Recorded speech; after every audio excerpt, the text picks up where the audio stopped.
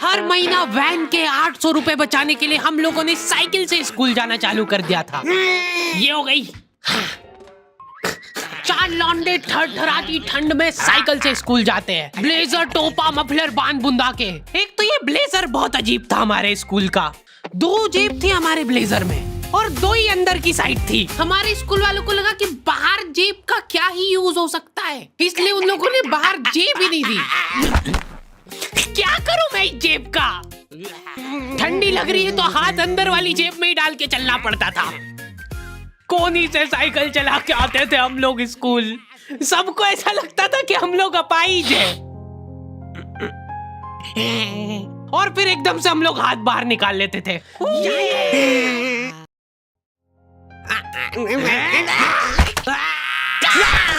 मजाक बना के रख दिया डिसेबिलिटी को। अपाहिज लोगों की रिस्पेक्ट कम हो गई थी हमारी वजह से, लेकिन लड़कियां खुश हो गई थी इस इनोवेशन से। उनको लगा था कि ब्रा का खर्चा नहीं करना पड़ेगा, अपना जो भी सामान है उसको एकदम जेंटली इन जेबों के अंदर प्लेस कर देंगे। लेकिन इसमें एक छोटी सी दिक्कत थी। स्कूल वालों ने लड़कियों के ब्लेजर में एक ही जेब रखी थी। तुम लोग नहीं समझोगे कितना मुश्किल होता है एक ही जेब में इतना सारा सामान घुसाना। हर रोज लेट होते थे हम लोग स्कूल, क्योंकि मेरी साइकिल की चेन ढीली थी। थोड़ी सी भी स्पीड बढ़ाते थे तो वो चेन उतर जाती थी।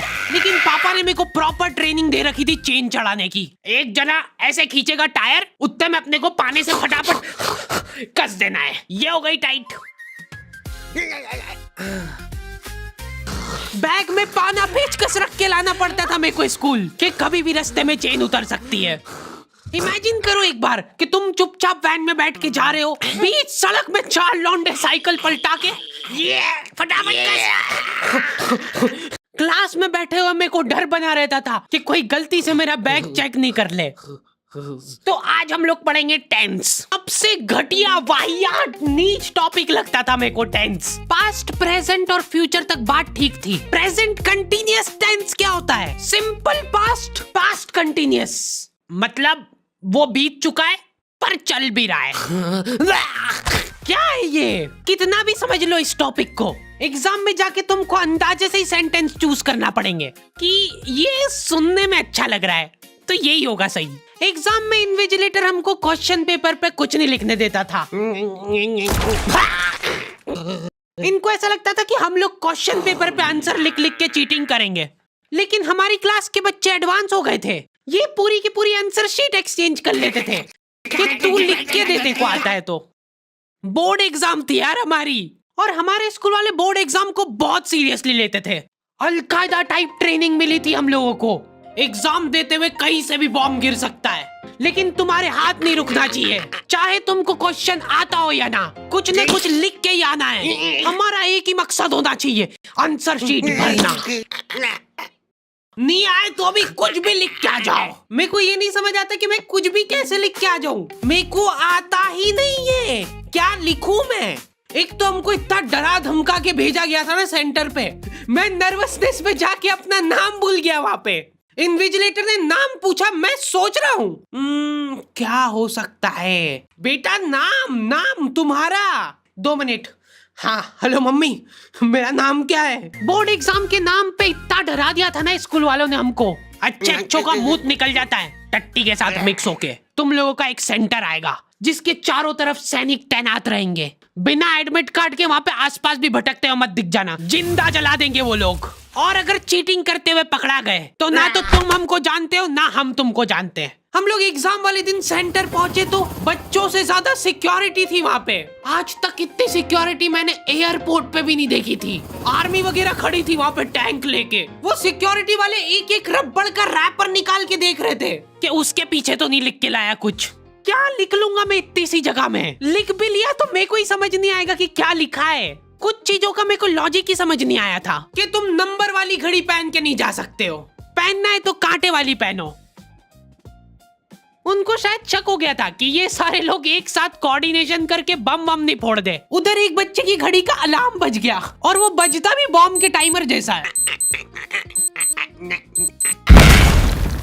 अलकायदा जिंदाबाद। जिस पाउच में तुम सामान ला रहे हो वो भी ट्रांसपेरेंट होना चाहिए। मेरे बैग में से इनको पाने पेचकस मिले थे, क्या जवाब दूं मैं इसका कि क्या यूज में आते हैं ये? उनको वहाँ पे डेमो करके बताना पड़ा कि ये यूज में आता है ये सब आइटम। फिर बाकी बच्चों ने भी कंफर्म करा कि हाँ देखा तो है हमने इनको रास्ते में ये हरकत करते हुए। ये सब देख के उन्होंने मेरे पाने पेचकस तो हाथों हाथ नाली में फेंक दिए थे। हमारे एक साथी की जेब में से ड्रग्स बरामद हो गए थे। अरे ड्रग्स नहीं है, ये इनहेलर है। इसको ऐसे सूंघते हैं, नाक बंद होती है तो नाक खोलने के बाद भी अगर तुम इनहेलर को पूरी ताकत से सूंघते हो, आंखें दिमाग में ठंडक हो जाएगी तुम्हारे। वो बच्चे नहीं होते जो पूरा साल टाइम पास करते और एग्जाम के एक दिन पहले पढ़ के एग्जाम देने आ जाते हैं। वो बनने की मैं कोशिश ही कर पाया था। सिर्फ मैंने सोचा था आखिरी रात मेरी है, रात भर मैं पूरा सिलेबस चाट जाऊंगा, पर मैं एग्जाम के एक दिन पहले ही बीमार पड़ गया। सर्दी हो गई मेरे को, तो मैंने सोचा ठीक है अभी थोड़ा रेस्ट करते, सुबह उठ के पढ़ाई करेंगे। नाक बंद हो गई भाई, नींद ही नहीं आ रही है। फिर पापा आके मेरे को ट्रिक बताते हैं कि अगर राइट वाली नाक बंद हो रही है ना तो लेफ्ट साइड करवट करके सो जा, फिर गहरी सांस ले, तो ये जो है ना राइट वाली खुल जाएगी और लेफ्ट वाली बंद हो जाएगी। फिर लेफ्ट वाली अगर खोलना है तो राइट साइड करवट करके सो जा। पूरी रात करवटें बदलता रह गया मैं। सुबह रास्ते में जाते जाते पढ़ रहा हूँ मैं, क्योंकि बाकी बच्चे भी यही कर रहे थे। बच्चों को लग रहा है कि भाई जितना हम लोग साल भर में नहीं पढ़े उतना हम लोग रास्ते में जाते हुए पढ़ लेंगे। रास्ते में ऐसे कॉपियां लेके घूम रहे जैसे इनसे ज्यादा पढ़ाकू कोई हो ही ना। सुबह हम सब लोग सेंटर लेट पहुंचे क्योंकि साइकिल की चेन उतर गई थी, तो रास्ते में वो कर रहे थे। और क्वेश्चन पेपर भी लेट हो गया था उस दिन। क्वेश्चन पेपर Z+ सिक्योरिटी के साथ आता था। 10 बॉडीगार्ड लेके आते थे एक जरा सा पार्सल।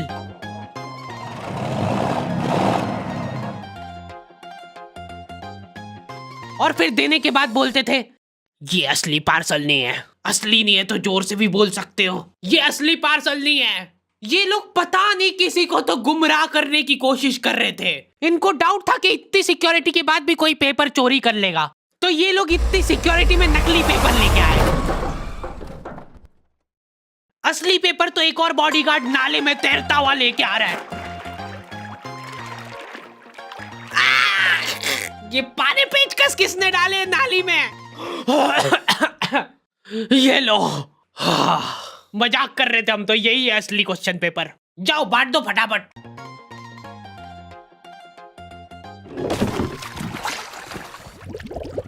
ये अपना आपस में एक दूसरे को गुमराह कर रहे थे। एक बार बस सोच के देखो कि ये सारी हरकतों के बाद भी अगर पेपर लीक हो गया, सोचो एक आदमी टेलीग्राम पे क्वेश्चन पेपर बेचने लग गया था, वो भी एग्जाम के महीने भर पहले से, तब तक क्वेश्चन पेपर बना भी नहीं था। तो अब जो आदमी हमारा क्वेश्चन पेपर सेट करने बैठा, उसने सोचा कि उसका काम इजी हो सकता है, क्यों ना थोड़ा सा स्मार्ट वर्क कर लिया जाए। उसी ने सबसे पहले वो फेक क्वेश्चन पेपर खरीदे और वैसे के वैसे चेप दिए। जिसने पेपर लीक करा था वो खुद सोच में पड़ गया कि ये कैसे हो गया। एग्जाम खत्म होने के बाद इन्विजिलेटर को बहुत मजा आता भाई कॉपियां छीनने में। एक सेकंड भी किसी को ज्यादा नहीं मिलना चाहिए। बस एक बार टाइम ओवर होने के बाद कैसे लिखा तूने? एक बच्चे ने खुद से कॉपी दे दी तो इनको डिसरिस्पेक्टफुल महसूस हो गया था। उसको वापस से कॉपी दे दी कि लिख ले थोड़ी देर और। जैसे ही लिखने लगा वापस छीन ली। ओके, तो दी एंड हो चुका है। पिछली बार मैंने तुम लोगों को 2.5 लाख लाइक का एम दिया था, जो कि तुम लोगों ने बहुत आसानी से कर दिए थे। तो इस बार एम रखते हैं 3.5 लाख लाइक्स का। जैसे ही तुम लोग 3.5 लाख लाइक का एम कंप्लीट करोगे, अगला एपिसोड में सीधा अपलोड कर दूंगा। मिलते हैं नेक्स्ट वीडियो में।